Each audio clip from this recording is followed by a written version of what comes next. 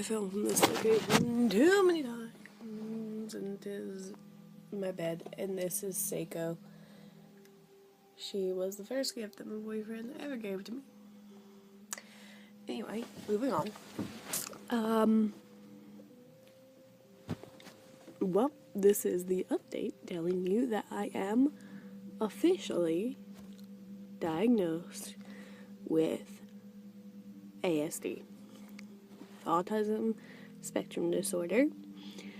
So on any medical paper that talks about psychosis, it is on there, which is really exciting for me personally, because I don't have to explain that I'm not really diagnosed anymore, because again, it was not any issue with anything to do with whether or not I really had it.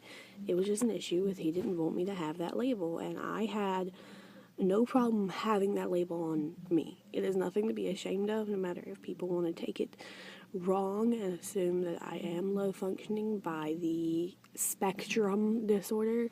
If they want to make that assumption about me, they can go ahead, but as soon as they meet me and they actually ask me about it, then they'll know, and they can quit being idiots, I guess. I don't know, like, assuming idiots. You make an ass out of you and me, you know you do.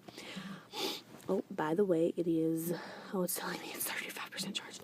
It is December 5th. It is 2:55 a.m. I was just really awake in that room. I couldn't hear. Got dressed for bed, took my allergy medicine, and then, lo and behold, I was suddenly way, way tired, which is something else I do want to speak on later. These are still the same size. These are still size 6s. I just put in a different thing that makes them look bigger than they are. Cheating, essentially. But moving on. Brandon. Oh, yeah. Apparently, it is a common thing for autistic people to be mixed up with that tired one. I can't remember the name of it right now, but it means that you get tired all the time, and you can get tired from anything and be overwhelmed by anything that makes you tired. You can be mentally tired. You need naps, and I need naps. And I actually almost fell asleep earlier at my boyfriend's house, and I almost fall asleep or I do fall asleep, and it sucks because I only get to see him pretty much once a week now. It was a Friday, and I was off work. I was off work last week, which was awesome, and I got to experience Thanksgiving with him for the second year in a row. But I think I did fall asleep his Thanksgiving Friday. I don't know, I just suddenly get tired and drained, and apparently that's something that happens to other autistic people, and I admitted to having autism on Facebook today, because that was the only place where I was scared to talk about it, because there are so many people from school that would be like, to be super ignorant and be like, you don't have autism. I know someone who has autism and you don't, and they don't even know what high functioning autism is. Like, they're gonna act like they know everything about it, and they obviously don't. So I was ruminating on there, but I didn't get a whole lot of response, which I'm actually kind of thankful for. And if I randomly post something about having autism and you don't understand, then it's your fault for not paying attention earlier when I actually stated it. So,